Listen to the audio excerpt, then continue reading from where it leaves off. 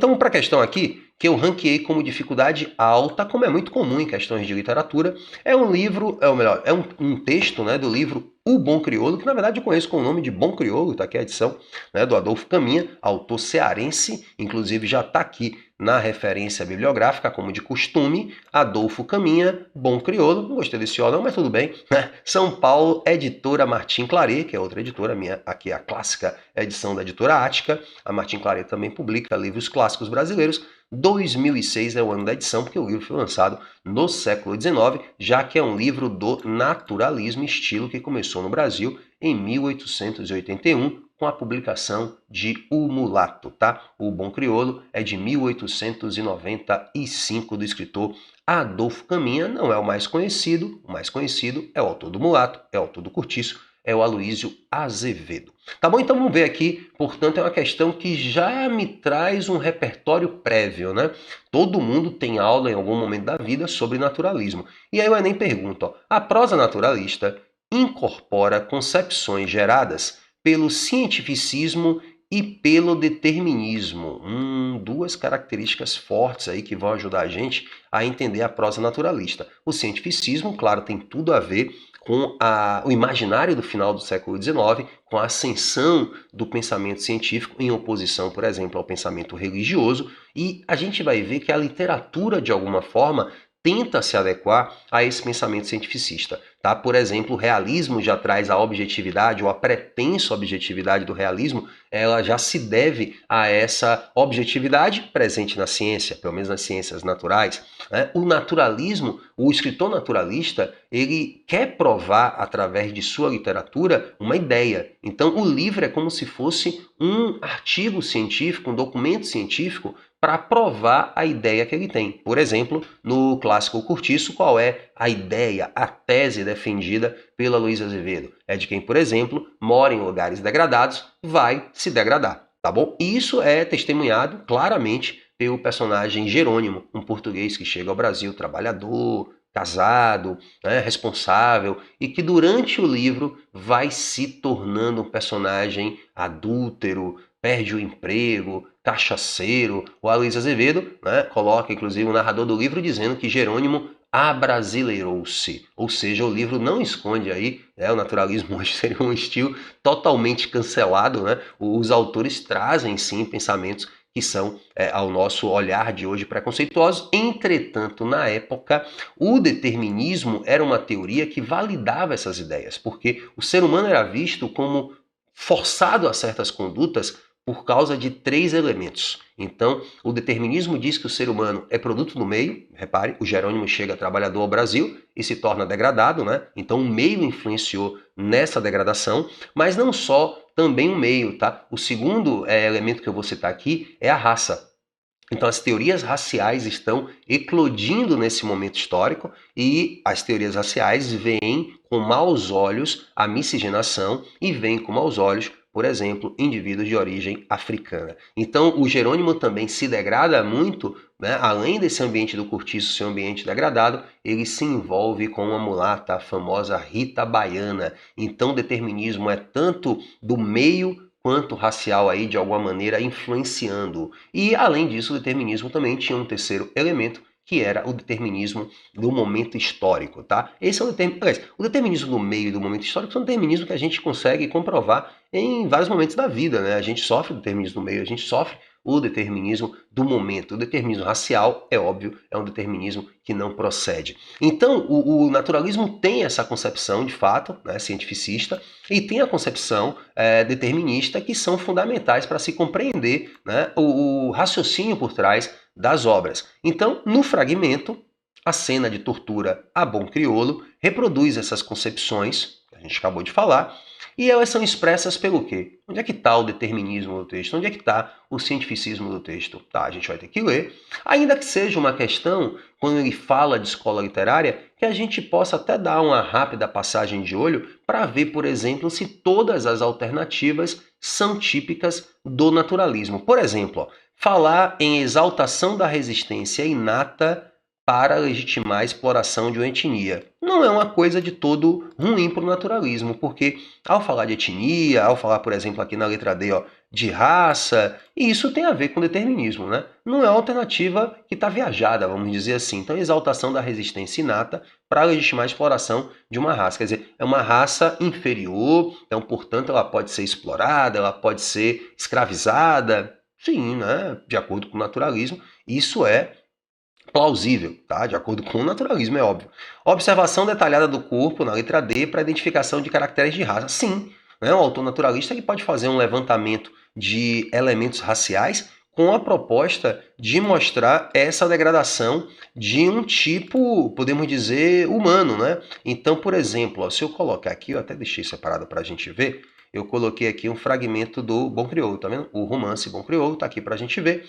E aí eu selecionei aqui, por exemplo, aqui é na página 3, olha só esse fragmento, ó, em amarelo já. Outras bocas foram transmitidas à ordem até que surgiu, correndo, a figura exótica de um marinheiro negro, de olhos muito brancos, lábios enormemente grossos, abrindo-se num vago sorriso idiota e em cuja fisionomia acentuavam-se linhas características de estupidez e subserviência. Então você vê que é um trecho detestável, né?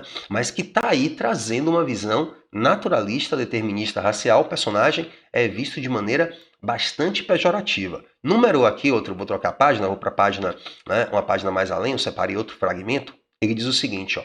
Seguiu-se o terceiro preso, que inclusive é esse fragmento agora em amarelo, é o fragmento que antecede a cena que nós vamos ler. É a cena em que o personagem Amaro, apelidado de Bom Crioulo, vai ser punido, tá? Ele vai ser chicoteado, como a gente vai ver, porque ele defendeu um outro marinheiro por quem ele nutre uma paixão, o Amâncio, inclusive com quem ele vai se relacionar no livro, já que o Bom Crioulo é um romance que discute o tema homossexual, né? O tema da homossexualidade, que no século XIX era visto pelos autores do naturalismo como um tema patológico, tá? Isso interessava a esses escritores que se pretendiam cientistas. Então o Amaro, o Bom Crioulo, vai se interessar pelo Amâncio e, justamente por esse interesse, ele defende o Amâncio de um outro marinheiro e, como punição, ele vai tomar essas chicotadas, o que o Enem já, inclusive, apresentou pra gente, né, na cena da tortura a Bom Crioulo. Então ele coloca aí esse fragmento. Mas vamos voltar aqui para o fragmento que eu selecionei, ó, para a gente ver como as características raciais aparecem como elementos que vão construir esse personagem degradado, por exemplo. Então seguia-se um terceiro preso, um latagão de negro, que é um homão, né? Um cara grandão, muito alto, tá vendo? E corpulento, figura colossal de cafre, de africano, desafiando com um formidável sistema de músculos a morbidez patológica de toda uma geração decadente, né? Faltou aqui o né? Geração cadente, a geração decadente e enervada, e cuja presença ali, naquela ocasião, despertava grande interesse e curiosidade. Era o Amaro, marinheiro da proa, o Bom Crioulo na gíria de bordo. Ou então, ainda me permitam aqui, né, a terceira, Ave Maria, professor, que negócio grande, é só para mostrar como o naturalismo faz essas descrições raciais pejorativas, né? A bordo, todos estimavam o Bom Crioulo como na Fortaleza, também o estimavam, e a primeira vez que o viram nu, numa bela manhã, depois da baldeação, refestelando-se no banho salgado, foi um clamor. Não havia osso naquele corpo de gigante. O peito largo e rijo, os braços, o ventre, os quadris, as pernas, formavam um conjunto respeitável de músculos, dando uma ideia de força física sobre-humana. Repare que a tradução, a versão aqui do livro é pré-reforma ortográfica, na ideia ainda traz o acento, né? Então, dominando a maruja, ou marujada, que sorria boquiaberta diante do negro. Desde então, Bom Crioulo passou a ser considerado um homem perigoso, exercendo uma influência decisiva no espírito daquela gente, impondo-se incondicionalmente, absolutamente, como o braço mais forte, o peito mais robusto de bordo. Os grandes pesos era ele quem levantava. Para tudo aí vinha um Bom Crioulo com seu pulso de ferro, blá, blá, blá. Então vou voltar aqui, tá? Só para vocês verem que a letra D, ela também não é uma letra, né, implausível, tá bom? Então letras A, de alguma forma, e D são letras plausíveis sem ler o texto. Eu teria letras que o naturalismo aceitaria, né? Por exemplo, a gente tem 3 letras aqui para ver, já que eu comecei a leitura, eu vou fazer essa questão meio que ao contrário, né? Já que a intenção também é discutir o naturalismo. Defesa do estoicismo individual como forma de superação das adversidades. Aqui não.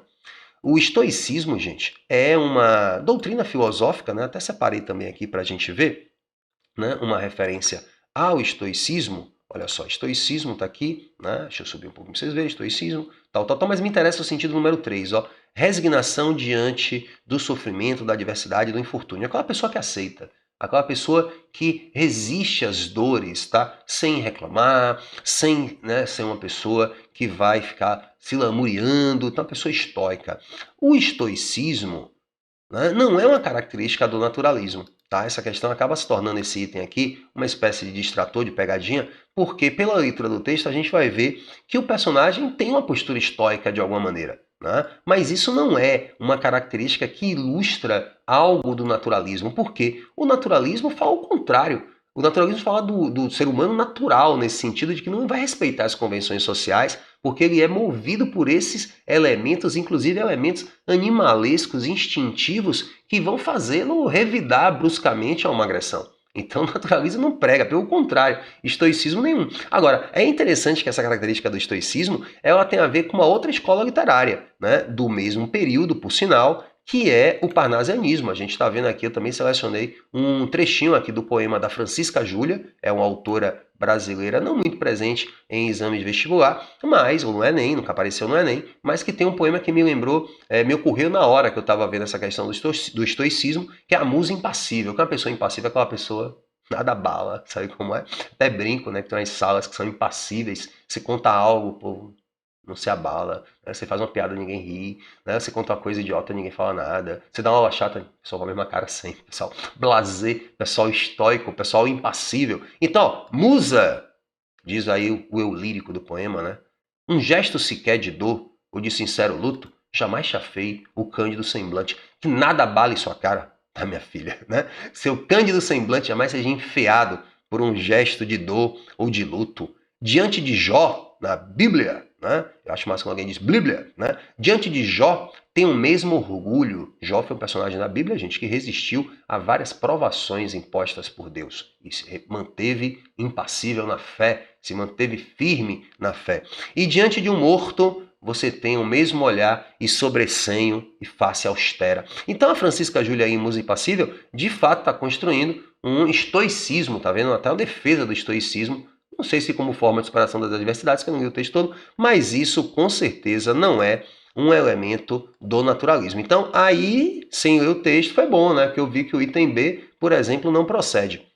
Letra C, concepção do ser humano como uma espécie predadora e afeita à morbidez, sim, poderia ser uma característica naturalista, né? Já que o ser humano aparece animalizado, então o ser humano vai tentar sobreviver de maneira feroz, né? Passando por cima de valores morais, etc.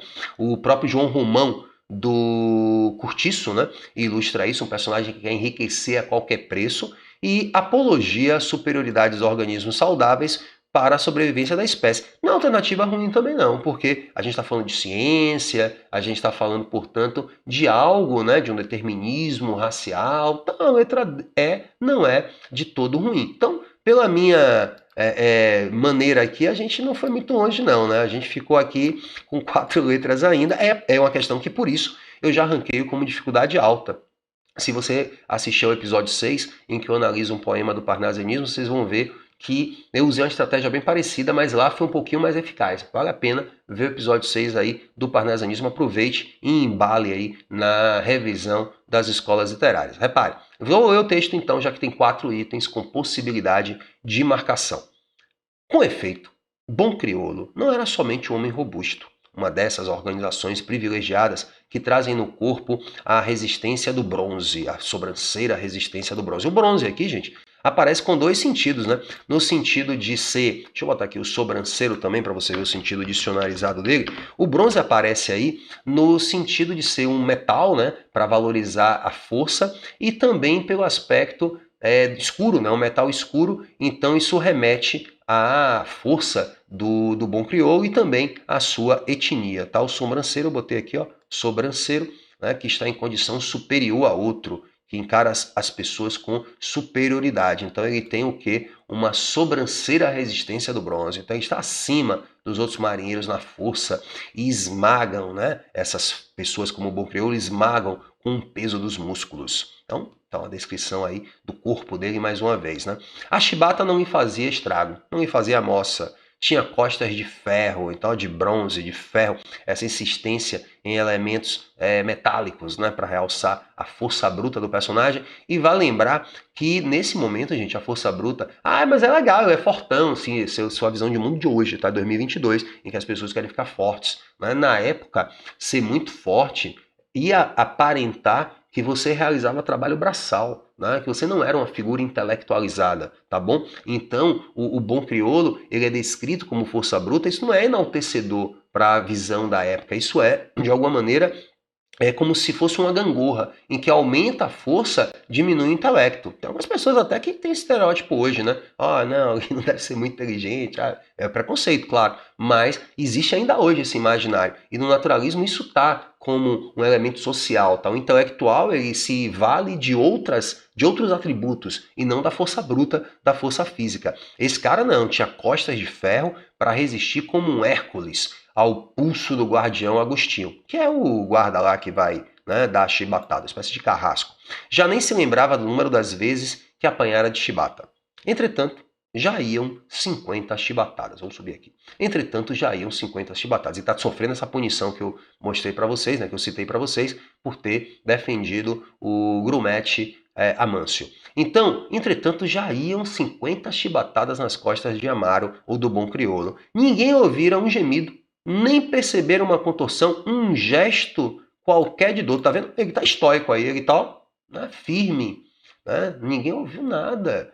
Viam-se unicamente naquele costão negro as marcas da chibata, umas sobre as outras, entrecruzando-se como uma grande teia de aranha, roxas e latejantes, cortando a pele em todos os sentidos. Então ele faz uma imagem aí, né, das marcas já deixadas pela chicotada, mas ele se mantendo ainda o quê? Impassível. Então é um texto até que, de alguma maneira, alivia, né, o sofrimento do personagem, como se fosse fácil, né? Aguentar tanta porrada, não, tô nem aí, né? Tipo, tô de boa. Não é isso. Então, de alguma maneira, até o autor ele não está se posicionando, digamos assim, de forma solidária ao personagem, né? Ele aguenta, né? Ele aguenta. Então, é aquele estereótipo, né, de que a pessoa foi escravizada, a etnia a negra foi escravizada porque aguentava mais o trabalho, né? Se ouve muito isso ainda. Os indígenas não, né? Os indígenas eram mais frágeis. Então, é um estereótipo que está sendo aí colocado em tela, tá bom? Então, marinheiros e oficiais, num silêncio concentrado, alongavam o olhar, cheios de interesse a cada golpe. 150! E aí o cara, a cada chibatada, ele gritava um número, né, no livro. 150! Quer dizer, pô, já chegaram a 150 vezes de golpes. Só então houve quem visse um ponto vermelho, uma gota rubra, deslizar no espinhaço, na coluna do marinheiro. E logo este ponto vermelho se transformou numa fita de sangue. Então veja, ele aguentou, gente, 150 chibatadas. Só então é que desceu um fiozinho de sangue. Então ele tem uma resistência, tá vendo? Ele tem uma força que faz ele aguentar isso de maneira até estoica, por um lado. Então, veja aqui, de novo, acho que a questão já está desenhada bem, né? A prosa naturalista incorpora concepções do cientificismo e do determinismo. No fragmento, a cena de tortura a bom crioulo reproduz essas concepções expressas pela exaltação da resistência inata, né, para legitimar a exploração de uma etnia. Né? Existe uma resistência própria dele, né? E isso parece, digamos assim, legitimar a escravidão, legitimar os golpes, ainda que ele no romance não seja mais um negro escravizado, tá? Mas essa valorização da força do personagem negro, ela não é enaltecedora de uma virtude, por exemplo, que só leva à positividade. Ela não, algo que prepara a nossa visão, digamos assim, para que a gente não sinta nenhum tipo de empatia, por exemplo, com as chicotadas que ele está tomando, né? A gente olha isso com naturalidade, ele está aguentando, né? Então, exaltação de uma resistência inata, tá? Para legitimar a exploração de etnia. É uma alternativa que tem um pouco de transbordamento do que o texto faz, mas não é uma alternativa também anulável, né? É uma alternativa que tem certa, digamos assim, um pouco a mais, porque no fragmento a gente não chega a ver exploração de uma etnia, porque o personagem não aparece como escravizado, mas tudo bem, né? A gente poderia deixá-lo aí em stand-by. A letra B a gente já anulou, né? Apesar de ser um personagem que responde de forma estoica, mas não tem a ver com naturalismo. Concepção do ser humano como uma espécie predadora e afeita à morbidez. Veja só, a tortura a bom crioulo reproduz as concepções deterministas e cientificistas que são expressas pela concepção de um ser humano como uma espécie predadora e afeita à morbidez. Isso não estaria associado isso, né, aos brancos do texto, né? Estaria associado ao personagem negro. Então, por isso que não é verdadeiro o item, porque é como se quem é predador e afeito à morbidez fosse o bom crioulo, de acordo com as teorias do cientificismo e determinismo racial. É uma alternativa que poderia levar muita gente a marcar, pensando, não, mas os caras estão batendo nele de forma impiedosa, né? Não estão tendo nenhuma compaixão. Sim, mas isso não tem a ver com as teses cientificistas e deterministas sobre a população branca, ou sobre os brancos, tá? Essa morbidez, essa coisa predadora, animalesca, teria muito mais a ver com a caracterização dos personagens negros, tá bom? Então é uma alternativa que eu acho perigosa, né? Não sei se foi o caso de alguém marcar. Eu sempre gosto quando vocês comentam as letras que vocês marcaram, porque aí vai me dando uma noção, principalmente quando é PPL, que eu não tenho como nem conferir os dados do Enem para saber, tá? Então, letra C, acho que foi tranquila a marcação. Observação detalhada, como falsa, né? Observação detalhada do corpo para a identificação de características de raça. Ele não está necessariamente detalhando nesse fragmento bom crioulo, né, e a tortura para identificar características raciais específicas, né? Então, observação detalhada do corpo para a identificação de características de raça. Não, ele não está falando aí do nariz ou da orelha ou sei lá. Ele faz uma descrição física e essa descrição física não é necessariamente algo que o identifica como um personagem negro, né? Então, a tortura não é para isso, tá? Não a cena da tortura não está evidenciando essas características de raça que são observadas porque ele quer construir um personagem que a gente sabe como negro. Não é uma alternativa também perigosa, né? Uma alternativa também perigosa, mas não é essa proposta que está aí presente. A apologia, ou seja, a defesa da superioridade dos organismos saudáveis para a sobrevivência da espécie. Não, ele não mostra bom crioulo tomando porrada aí para dizer, olha, tá vendo? Um cara forte como esse vai ser responsável pela sobrevivência da espécie. Não, essa daí não, né? Ele não vai dizer isso, ele não está mostrando a tortura para dizer que, olha, os indivíduos de origem negra vão sobreviver porque são fortes. Não, ele está legitimando a violência, está legitimando aí que ele aguenta. Se ele aguenta, vamos até ver, né, como dizia uma música antigamente dos Engenheiros do Havaí, 110, 120, 160, só para ver até quando o motor aguenta. Então vamos ver até quando o motor aguenta. Tá bom? Então tá aí nosso gabarito, letra A, né? Não sei qual foi a dúvida que você teve ao chegar aqui ao vídeo, mas peço que você comente aqui e se você não segue a gente, passe a seguir para ver nossos episódios semanais comentando aí uma questão do Enem sempre. Valeu, beijão, tchau, tchau, até o próximo vídeo.